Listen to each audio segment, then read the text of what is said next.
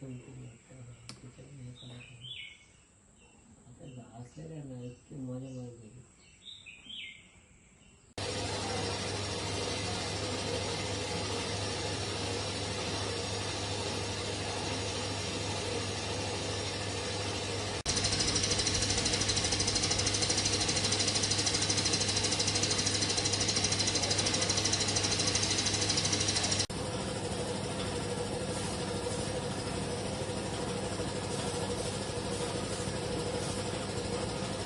मध्ये गणपती शाळा आहे, कशा प्रकारे काम झालंय पूर्ण? आमचं आता कमीत कमी 90 ते 95% काम पूर्ण झालेलं आहे. आता फक्त राहिलंय ते फक्त टचअप म्हणून राहिलंय. आता ह्यावेळी कसं झालंय की रंग कलर काम वगैरे ते खूप महाग झालं आहे, कारण कोर्टाने आम्हाला निर्णय उशिरा दिला.